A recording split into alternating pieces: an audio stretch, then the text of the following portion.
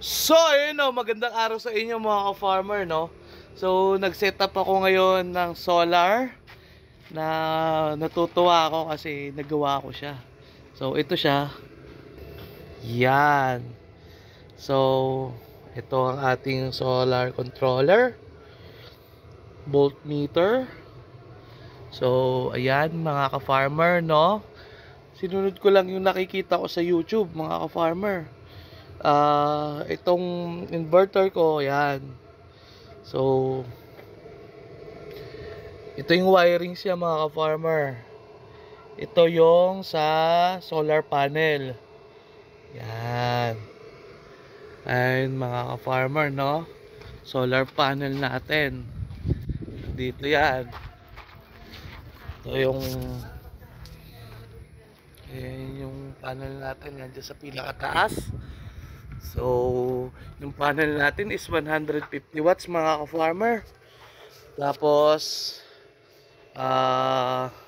solar inverter, controller, voltmeter. So, ang ginamit nating battery ng mga ka-farmer, ito, yung Motolite Champion na 3SM, no? So, 3SM, pasok na pasok siya sa 150 watts na solar panel. So nakikita nyo, ayan o, nagcha-charge siya. Pero ginagamit ko na siya, no, dito sa speaker ko, para mamayang hapon. So kasing matry siya ng gabi, kung alam mo yon.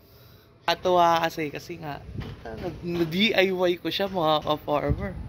Alam mo yun, yung feeling fulfill. Yan, nakaka-fulfill ng feeling.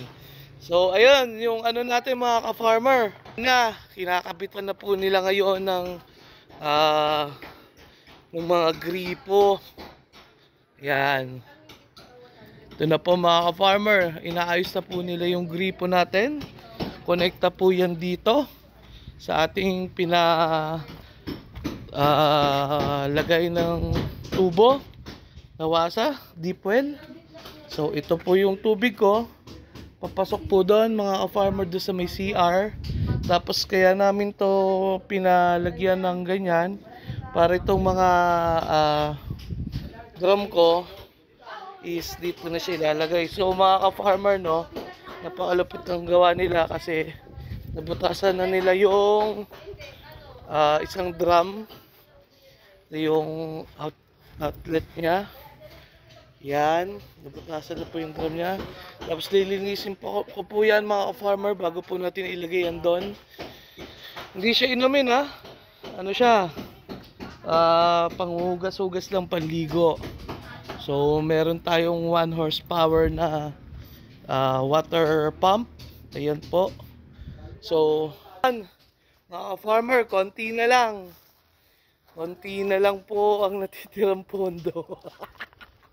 So medyo gawin yan. Tapos napalitadahan na yung gilid. Ayan po siya. Tapos na po yung palitada sa labas. Konting retouch. So ayan, konti na lang mga ka-farmer. Susunod na po natin yung kitchen na. At dahil wala pa tayong kitchen, kaya stay pa rin tayo sa panonood ng aking vlog. Maraming pong salamat. This is Ato TV. Whoop whoop.